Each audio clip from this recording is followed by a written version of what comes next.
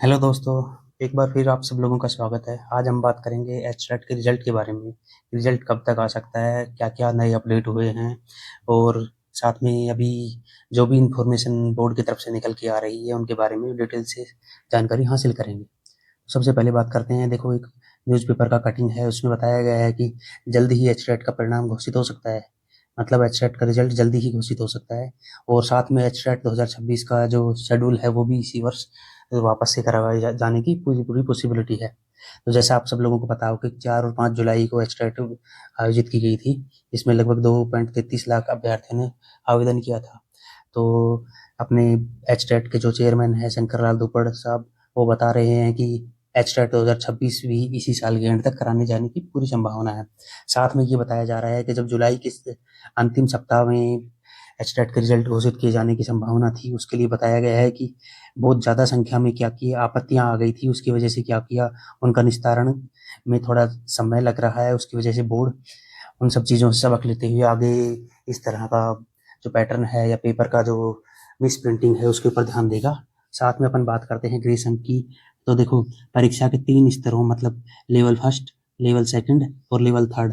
मतलब level first मतलब PRT, level second मतलब टीजीटी, लेवल थर्ड मतलब पीजीटी, उनके बारे में बात कर रहा है। तो उन लेवलों में मिसप्रिंट क्वेश्चन, गलत विकल्प और अन्य तकनीकी त्रुटियों की वजह से लगभग 10,000 से ज़्यादा आपत्तियां दर्ज की गई थी। उसी को बेस बना के उन्होंने क्या किया कि उनके निस्तारण में समय लग रहा है।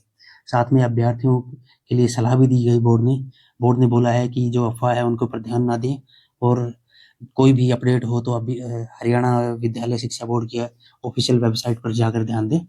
साथ में जब बताया गया था लेवल फर्स्ट में, तो लेवल फर्स्ट में लगभग 41,000 बच्चों ने पेपर दिया था। लेवल सेकंड में लगभग 1,19,000 बच्चों ने पेपर दिया है, और लेवल थर्ड की बात करें तो उन्होंने उसमें लगभग 73,000 बच्चों ने पेपर दिया था।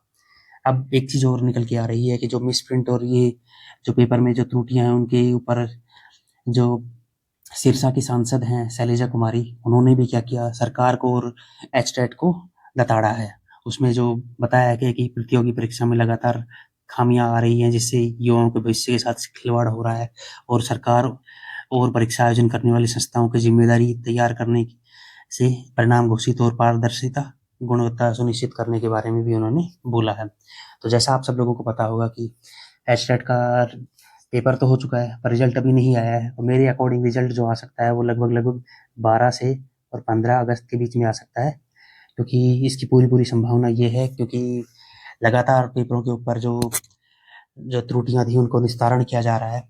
अब बात करते हैं कि कितने ग्रेस मार्क मिल सकते हैं। इनिशियल जो इन्फॉर्मेशन आ रही थी उसमें बहुत बोला जा रहा था कि लगभग 2 से 3 नंबर ही ग्रेस मार्क्स आ रहे हैं, लेकिन अभी मुझे कुछ सोर्सों से पता चला है कि लगभग 5 से 6 नंबर ग्रेस मार्क्स मिल सकते हैं।